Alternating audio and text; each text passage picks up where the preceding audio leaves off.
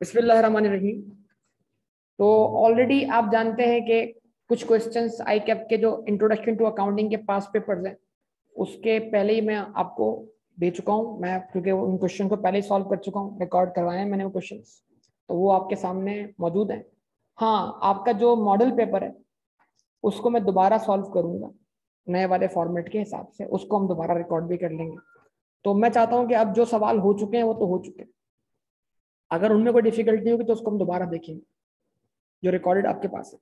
लेकिन अब ये जो सवाल है जो स्टिल सवाल पास्ट पेपर्स के हैं और आई कैप के डेटा में भी मौजूद है और आपके पास उनमें से कोई सी भी एडजस्टमेंट आ सकती है, तो उसको हम वैरायटी को बढ़ाने के लिए हम एक नया सवाल ले रहे हैं यहाँ से। सवाल का नाम क्या है? बजंग आमद limited. Following is the trial balance of BAL बजंग आमद limited for the year ended 30 जून 2020। ठीक है जी। अब देखो थोड़ा स्टूडेंट को कितना कंफ्यूज कर दिया कि उसकी सोच, क्योंकि लफ्ज कुछ नहीं दिख रहे ना यहाँ पर।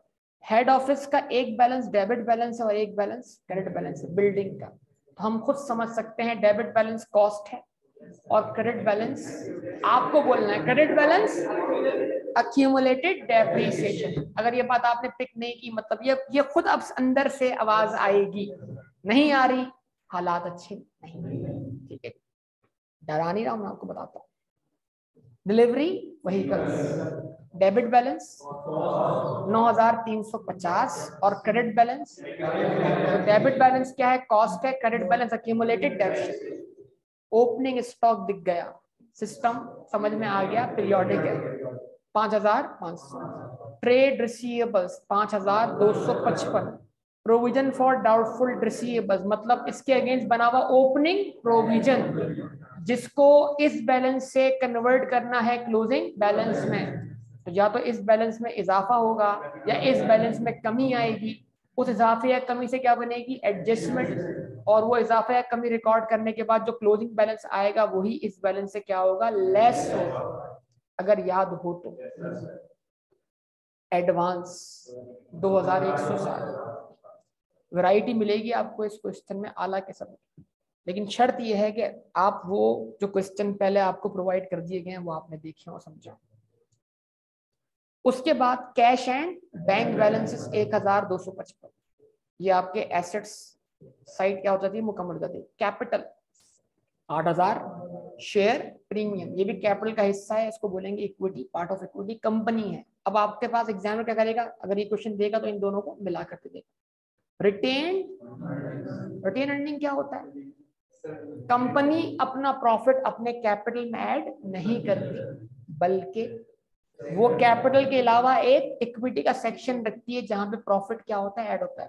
तो कंपनी का जो शेयर कैपिटल यानी कैपिटल होता है वो फिक्स होता है। फिक्स होने का मतलब क्या है? एक सोल प्रोप्राइटर का जो कैपिटल है उसमें प्रॉफिट की वजह से इजाफा हो रहा है, एडिशनल कैपिटल की वजह से भी क्या हो रहा है? इजाफा हो रहा है। ड्राइंग की वजह से क्या आ रही है? कमी आ रही है। कंपनी में ऐसा नहीं होता। कंपनी के कैपिटल में इजाफा जब भी होता है जब कंपनी मजीद नए शेयर इशू करे, मजीद पैसा इन्वेस्ट करवाए। किससे? कंपनी के मालिकान से। और कंपनी के मालिकान को हम क्या बोलते हैं? Share holders. कुछ बातें शुरू में बताई थी, अगर शुरू के दिन याद हो आप।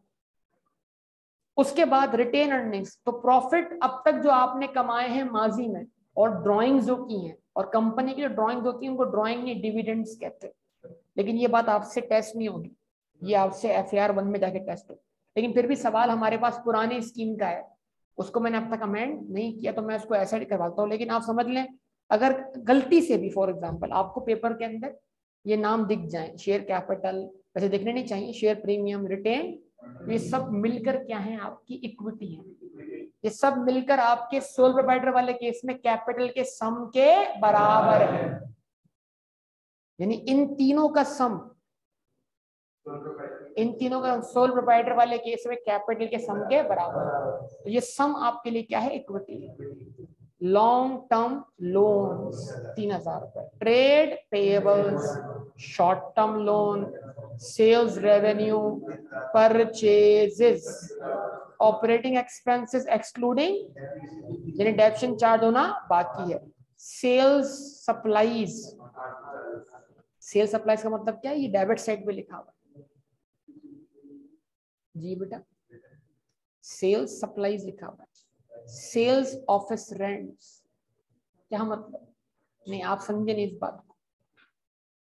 ये इसने आपको परेशान किया लफ्ज सेल इस्तेमाल करके, यानी ये ऑफिस सप्लाईज है जो कि आपके बिजनेस का एक्सपेंस है, और ये कौन इस्तेमाल कर रहा है? आपका सेलिंग डिपार्टमेंट। समझे बात? ये रेंट है, सेल्स ऑफिस रेंट, यानी ये ऑफिस तो है लेकिन ये एडमिन ऑफिस नहीं है। ये ऑफिस कौन इस्तेमाल कर रहा है? Selling department. तो लिहाजा ये ऑफिस रेंट कहां जाएगा? Selling expenses. अब अगर हमारे पास आगे जाके ऑप्शन हुआ सेलिंग और एडमिन को अलग करने का, तो हम अलग करेंगे, अदरवाइज हम इन सबको अपने ऑपरेटिंग एक्सपेंसेस में ही शामिल करके वन लाइन लिख देंगे। लेकिन अगर आप अपने मॉडल पेपर को, या जो मैंने आपको इससे पहले भी दिखाया था नया फॉर्मेट, उसमें देखें तो बाकायदा आपको वहां पर सेलिंग और एडमिन का कॉलम दिख रहा है। लिहाजा आपको ऑपरेटिंग एक्सपेंस को कम से कम 2 हिस्सों में तोड़कर लिखना आना चाहिए, और उसी की प्रैक्टिस भी हमने करनी है। ठीक है जी। उसके बाद क्या आ गया? फाइनेंस चार्ज, यानी कि इंटरेस्ट एक्सपेंस, बैंक चार्जेस। पता है ना बेटा ये सारी बात, या नहीं पता? सर नहीं पता सर, कुछ पता ही नहीं सर हमें। तो ट्रायल बैलेंस में सारी वैल्यू रुपीज इन 1000 में है, और अदर इंफॉर्मेशन में सारी वैल्यूज फुल है। तो हम क्या करेंगे? एडजस्टमेंट बनाते वक्त 3 0 कॉमन लेंगे। अब देखिएगा सिस्टम कौन सा? पीरियोडिक। उसके लिए हमें क्या करना पड़ा? गो डाउन जाना पड़ा। गो डाउन जाके हमने स्टॉक की क्या कर ली? गिनती। और वो गिनती करने के बाद फीफो या एफको का जो भी रेट आया था, उस रेट से उसको मल्टीप्लाई करके हमने क्लोजिंग स्टॉक को वैल्यू कर लिया किस पर? Cost per. आवाज नहीं आ रही है। Cost of closing stock was 7.4 million, 7400।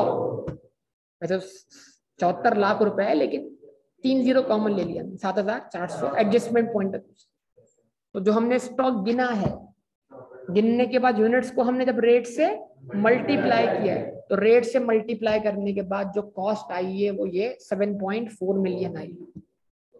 Correct बेटा? करेक्ट। ओके।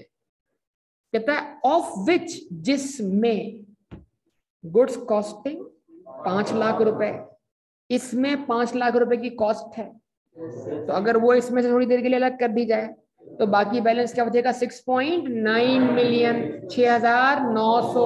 आवाज नहीं आ रही। तो हो सकता है कॉस्ट हटाकर एनआरवी ऐड करनी पड़े। सोचें, क्योंकि वो जो 5 लाख की इन्वेंट्री, अगर उसकी कॉस्ट ज्यादा है और एनआरवी लोअर है, तो फिर क्लोजिंग स्टॉक वैल्यू करते वक्त 5 लाख कॉस्ट वाले यूनिट्स कॉस्ट पे नहीं बल्कि एनआरवी पे वैल्यू होने चाहिए। कंफर्म? तो 7,400,000, इसमें से क्या कर दिया आपने? 5 लाख लेस कर दिया, अगर एनआरवी लोअर हो तो, वरना कुछ करने की जरूरत ही नहीं। वर्स लाइटली 5 लाख की गुड्स क्या है? डैमेज है। इसका मतलब अगर ये डैमेज गुड्स हैं तो ये अपनी नॉर्मल सेलिंग प्राइस फैच नहीं कर सकती, and can be sold for ₹600,000। तो सर ये तो 6 लाख की बिकेंगी आप तो कह रहे हैं, लेकिन हाँ सर 6 लाख का बेचने के लिए इनके ऊपर रीपैकिंग करनी पड़ेगी। कितने की? 1 लाख। ये 6 लाख अपनी जेब में लाने के लिए जेब से 1,60,000 निकालने भी पड़ेंगे। तो इन गुड्स के नेट पैसे हमारी जेब में कितने आएंगे? 4,40,000। इसका मतलब इन गुड्स की एनआरवी 4,40,000। अब इस एनआरवी, क्योंकि हम सिस्टम कौन सा फॉलो कर रहे हैं, तो डायरेक्ट हम उसमें चूज कर लेंगे lower of cost and NRV. याद कर लीजिए, inventory is valued at lower of cost. ठीक है जी। आप बोलेंगे तो मैं इन्वेंट्री रिकॉल करवाने के लिए इसकी वर्किंग। अच्छा, page number 1, statement of comprehensive income. बेहतर होता कि आप, मैं बोलना भूल गया, आप एक्सेल शीट रखते और उसमें आप टाइप करके कोशिश कर लेते थोड़ी सी। लेकिन खैर, आप घर जाके भी इसको खुद से एक्सेल शीट पे सॉल्व कर सकते हैं। अपनी मेरे करवाने के बाद आप उस किसी भी क्वेश्चन को आप खुद से भी अटेम्प्ट करके देखिए क्या तमाम एडजस्टमेंट पढ़ने के बाद वो क्वेश्चन आपसे सही होता है या नहीं होता।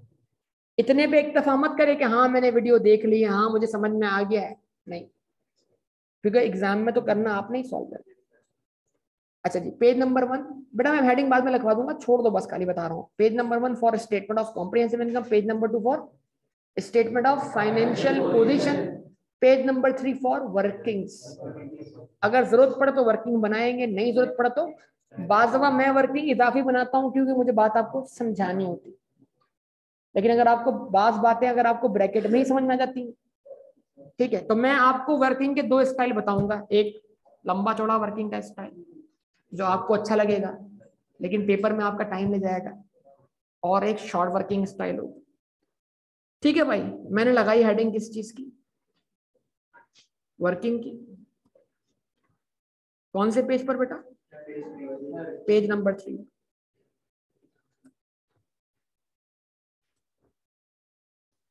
वर्किंग नंबर 1 क्या लिखा मैंने, क्लोजिंग स्टॉक। तफसील समझाने के लिए कर रहा हूं मैं ऐसा, ताकि इस तरह आपका इन्वेंट्री का चैप्टर भी इसी के साथ बार बार रिकॉर्ड हो जाता है। इन्वेंट्री 2 किस्म की हमारे पास जो इन्वेंट्री है 7.4 मिलियन की, इसमें 2 किस्म की गुड्स शामिल है। गुड्स से मरद आइटम 2 नहीं है, आइटम होते तो हम क्या करते हैं, उन आइटम को अलग अलग वैल्यू करते, जो आपको किस सिखाया था। विद इन दैट इन्वेंट्री 2 किस्म की इन्वेंट्री है, डैमेज गुड्स और नॉर्मल गुड्स। ठीक है, सही। डैमेज या क्या बोलेंगे,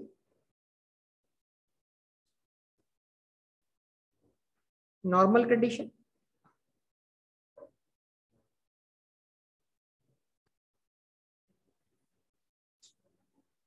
ठीक है जी, और डैमेज गुड्स।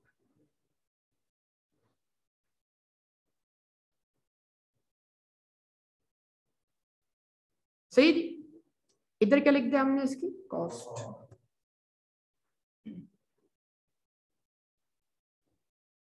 अगर आपको जब भी मसला हो रहा हो तो आप इस तरह के शेड्यूल बनाकर अपने लिए आसानी क्रिएट कर सकते हैं, वरना तो मैंने आपको कहा था कि ये सिर्फ क्विक एक छोटी सी क्या है, वर्किंग।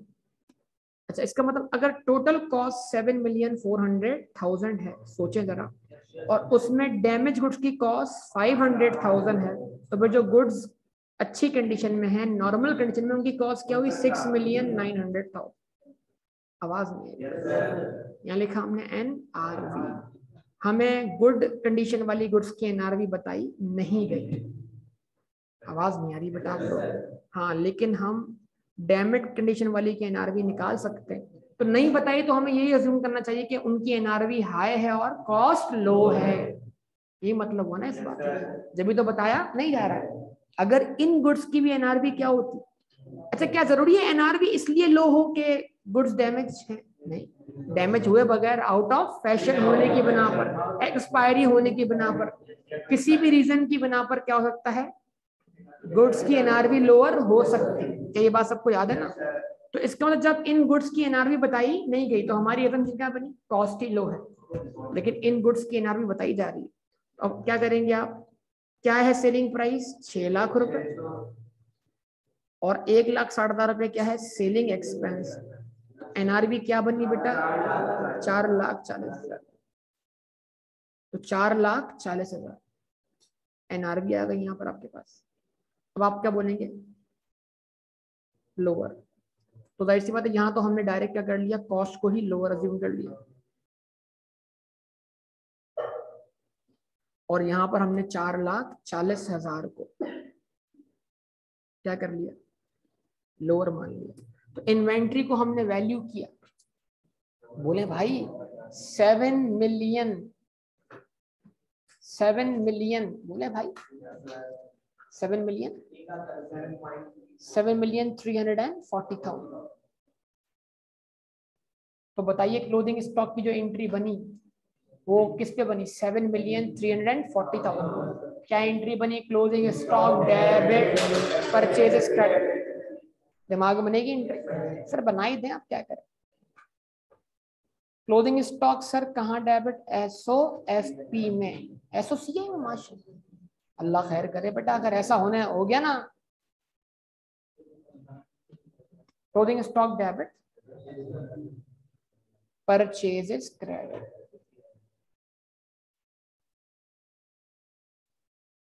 कितनी वैल्यू पर? 7,340,000। 7,340,000। सर ये जो आपने इतनी लंबी चौड़ी वर्किंग की है, सिर्फ ये एक छोटा सा ब्रैकेट था। सर आप यहाँ लिखते, अच्छा मैं 3 जीरो इसमें ज्यादा लगा दिया मैंने, एडजस्टमेंट के लिहाज से आप जानते हैं 3 जीरो कॉमन लेना। अच्छा सर 7,400 क्या थी? इन्वेंट्री की कॉस्ट थी। जवाब नहीं मिला बेटा आपकी तरफ से। सर इस कॉस्ट में से आप निकाल दें 500, तो इसका मतलब वो इन्वेंट्री जो डैमेज है उसकी कॉस्ट हमने इसमें से अलग कर दी और उसकी ब्रैकेट लगाया, एनआरबी ब्रैकेट में सॉल्व कर ली। 600 उसकी सेलिंग प्राइस है, 160 उसका सेलिंग एक्सपेंस है। तो इसका मतलब क्या हुआ? 7,400 में से हमने कॉस्ट हटा दी, एनआरबी लगा दी। चेक कर लें इस ब्रैकेट का सम 7,340 से बन जाए। इसका मतलब पीरियोडिक सिस्टम में हमें एनआरबी लॉस की, मैं फिर रिपीट करवा रहा हूं, पीरियोडिक सिस्टम में हमें एनआरबी लॉस की अलग से कोई एडजस्टमेंट पास नहीं करनी। क्यों? क्योंकि हम इन्वेंट्री बुक्स में क्रिएट ही किस पे कर रहे हैं? Lower of cost and NRB. लेकिन अगर यही सिस्टम क्या होता तो इस वक्त हमारे इन्वेंट्री अकाउंट का बैलेंस CD 7,400 होता, तो उस बैलेंस CD को 7,400 से गिराकर 7,340 बनाना होता। तो फिर एनआरबी लॉस निकालना पड़ता, एनआरबी लॉस निकालना पड़ता। कितना होता लॉस? 60 का। उसकी बनती adjustment, cost of goods sold debit, inventory credit. जाग रहे?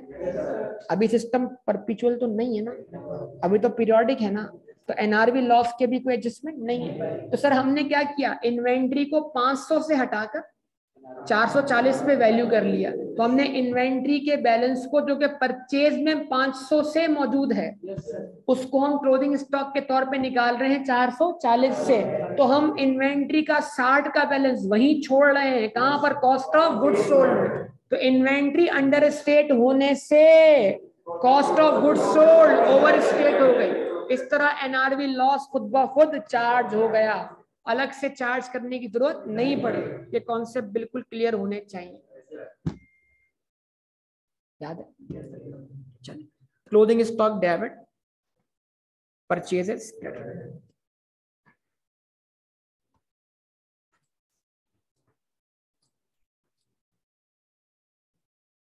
ओके बेटा, आप आराम कीजिए, रिकॉर्डिंग इंशाल्लाह आपको मिल जाएगी। यहां तक कोई मसला? अब डॉट लगेगा परचेजेस पर, दिमाग में लगे। स्क्रीन पे तो डॉट लगाने से रहे, पता लगा आपने सीधा वर्चुअल के क्या कहते हैं जो मॉनिटर्स हैं वही डैमेज कर दिए। ठीक है, यहाँ तो इन्वेंट्री डैमेज थी, आपने इन्वेंट्री डैमेज करने के चक्कर में। नेक्स्ट वन प्लीज स्टार्ट करें। 60%, देखा, दिमाग से खेलना हो तो अल्फाज 60%, सोचें 60%, सांस ले 60%, 60। अब सांस लिया, किसका? अपने आप से पूछेंगे ऑफिस रेंट। अच्छा यहाँ पे रुके, दिमाग का आगे प्रोसेस नहीं किया, जितना दिमाग हमारा है उसके हिसाब से हमने उसको इस्तेमाल किया, ज्यादा इस्तेमाल नहीं किया। हमने चुपचाप ऑफिस रेंट का निकाल लिया 60%, 1,800 का 6, दूसरों को यार 18, देखा 1,800 का 60%, 1,080 है। अब क्या करें? अब दिमाग, ये 1,080 मिल गया ना, अब एक मतलब वो पिछली वाली बात खत्म हो गई। अब 1,080 का करना क्या है, उसके लिए आगे पढ़े, ठीक है ना? अच्छा जी, अच्छा ओके भाई, 1,080 यानी कि ये वाली बात हमारी कन्वर्ट हो गई 1,080 में। हम बोलेंगे 1,080 रिप्रेजेंट्स ये जो 1080 है ये पेमेंट है एनुअल रेंट की अप टू 30 सितंबर 2020। ये पेमेंट है सालाना रेंट की जो कि जिसका साल पूरा होगा 30 सितंबर 2020 को, और हम यहाँ खड़े हैं 30 जून 2000। तो इस बैलेंस में से जुलाई, अगस्त और सितंबर का बैलेंस अभी एक्सपायर नहीं हुआ, उसको एक्सपेंस बनने ना दे। तो इस 1080 को डिवाइडेड बाय, अरे 3 क्यों करें यार, ये तो ब्लंडर है। 1080 पूरे साल का रेंट है, जुमला ही नहीं बना रहे हो आप, लेकिन वो साल पूरा कब हो रहा है? तो इसका मतलब इस 1 साल के रेंट के 9 महीने इस अकाउंटिंग पीरियड में गुजर चुके हैं, 3 महीने गुजरना बाकी है। तो इस 1080 में से सिर्फ 3 महीने के अमाउंट को एक्सपेंस बनने नहीं देना। क्या बना दे? 1080 शाह साहब डिवाइडेड बाय शाह साहब 12, शाह साहब डिवाइड बाय 12 मल्टीप्लाई बाय 3। अच्छा ठीक है ना। अब अगर मैं अगले पेपर में थोड़ी सी अमेंडमेंट कर दूं, आप घूम जाओगे। मैं से मतलब मैं नहीं एग्जामिनर, सीरियस मत लेना है। अच्छा मैं आपका मॉक लूंगा तो मैं अमेंडमेंट कर दूंगा। अच्छा थर्सडे को आपका इसका फाइनल मॉक हो जाएगा जाने से पहले। अच्छा अगर मैं इसी एडजस्टमेंट को इस तरह पढ़ूं, सुनिएगा बात को, तो आप क्या पेपर में होने वाली थोड़ी छोटी मोटी अमेंडमेंट्स को फेस करने के लिए क्या है, तैयार है कि नहीं? ये मसला सारा का सारा। मैं बोलता हूँ 60% of the office rent represents rent for the 6 months ended September 30, 2020। अब जो रेंट है वो कितने मंथ्स का है? 6 महीने का। और 6 महीने पूरे कब हो रहे हैं? 30 सितंबर को। तो 6 महीने में से 3 महीने फॉल करते हैं इस अकाउंटिंग पीरियड में, 3 फॉल करते हैं, तो आधा एक्सपायर है और आधा एक्सपायर होना बाकी है। 12 को मैंने 6 करवा दिया। अब जिसने रट्टा मार लिया उससे जिंदगी भर डिवाइड बाय 12 ही करना है ना बेटा? नहीं चले ओके। तो अच्छी उम्मीद रखी जाए ना आपसे, मतलब अच्छे। तो इसका मतलब क्या है sir? What is the balance adjustment number? ये कौन सी एडजस्टमेंट होती है भाई? हो गई 1, हो गई 1 हो चुकी सर, 1 आपने एडजस्टमेंट पास कर दी sir. Adjustment number 2 sir, adjustment number 2 prepayment debit office rent credit. पता है वो तो हमारा समझाने के लिए, हमें तो पता है ना हम कुछ कहाँ ले जाएंगे सेलिंग एक्सपेंस के लिए। तो सर ट्रायल बैलेंस में वैल्यू कितनी लिखी हुई है? 1800। 1800 का 60% और 60% में 3 महीने का बैलेंस। समझ पा रहे हैं? 1800 को डिवाइड बाय 12 नहीं करना, 1800 के 60% को डिवाइड बाय 12 करना। समझ रहे हैं बात या नहीं? तो आपने लिखा 1800। सर ये बैलेंस कहां से मिला? ट्रायल बैलेंस से। इसका 60% बैलेंस एनुअल रेंट है जिसका ड्यूरेशन मुकम्मल हो रहा है 30 सितंबर 2020 पर। और ये इसका मतलब क्या है? इसका मतलब अगर 3 महीने अगले साल फॉल करते हैं, हमारा ईयर एंड जून है, तो 9 महीने इस साल गुजर चुके हैं। तो क्या करेंगे भाई? इसको मल्टीप्लाइड बाय 3 डिवाइडेड बाय 12। 270 से sir pre payment debit office rent expense credit. ये डायरेक्ट आप सेलिंग एक्सपेंस भी क्रेडिट कर सकते हैं, कोई मसला? अच्छा जी ओके। आगे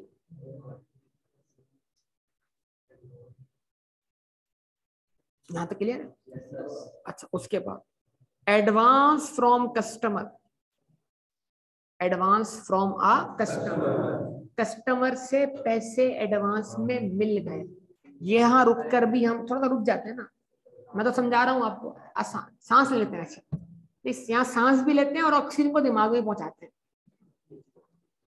क्योंकि ऑक्सीजन के दिमाग तक ना पहुंचने की बिना पर दिमाग भी कमजोर रहता है। ठीक है, सही तरह नशो नुमा नहीं पा सकता। और जो अपने दिमाग पे कार्बन डाइऑक्साइड पहुंचाते हैं उनका क्या होगा, सोचो उनका क्या होता हो, जिनके दिमाग ही सीएनजी पे चलते हो। ठीक है जी, उनको एडजस्टमेंट के साथ धुआं ही धुआं दिख रहा होगा, समझ नहीं आ रहा होगा क्या करना है, क्या करना नहीं। चले देखें, 3 बातें सोच लें अगर जब भी हो, मतलब कस्टमर कौन होता है, जिसको हमारा बिजनेस चीज बेचता है। तो हम कस्टमर को चीज बेचते हैं कैश में। कैश मतलब, कैश का मतलब कैश इन हैंड नहीं होता, कैश का मतलब होता है फौरन पैसे दे देना, यानी चाहे वो चेक ही क्यों ना दे, उसने कोई टाइम नहीं मांगा आपसे, वक्त नहीं मांगा। वक्त टाइम मांगने का मतलब क्या होता है, उधार कर लेना। तो बाज़ दफा लफ्ज कैश जो इस्तेमाल होता है ना, वो क्रेडिट के अगेंस्ट इस्तेमाल होता है। ये बात आपको मैंने पहले भी समझाई थी। तो उसने कैश पेमेंट कर दिया आपको फौरन से, आपने एंट्री बनाई कैश डेबिट सेल्स क्रेडिट। तो इस तरह सेल फौरन रिकॉर्ड हो गई, पैसे भी आपकी जेब में आ गए। कस्टमर का कोई अकाउंट आपकी बुक्स में खुला या नहीं खुला, नहीं खुला। उस कस्टमर के नाम को आपको सेल लेजर में याद रखने की जरूरत है या नहीं है, जब पैसे दे दिया। हाँ, ये याद रखना है कि अच्छा कस्टमर है, पैसे लेने हैं इसलिए नाम याद रखने की जरूरत नहीं है। अच्छा, दूसरा केस, उधार कर गया। उधार कर गया तो आपने एंट्री कहां बना दी, सेल्स डे बुक में। सेल्स डे बुक में, सेल्स जर्नल में चली गई, सेल्स डे बुक में एंट्री, वहां उस बंदे का नाम आया, और नाम आने के बाद वो एंट्री गई सेल्स लेजर में उस बंदे के अकाउंट की डेबिट साइड। और इस तरह इस एंट्री को अगर प्रॉपर पढ़े तो एंट्री बनेगी account receivable debit sales credit, account receivable debit sales credit. नहीं, इसका मतलब क्या है, जब आप ये एंट्री बना रहे हैं account receivable debit sales credit, का मतलब क्या आपने गुड्स पहले बेच दिए, पैसे आपको बाद में मिलेंगे।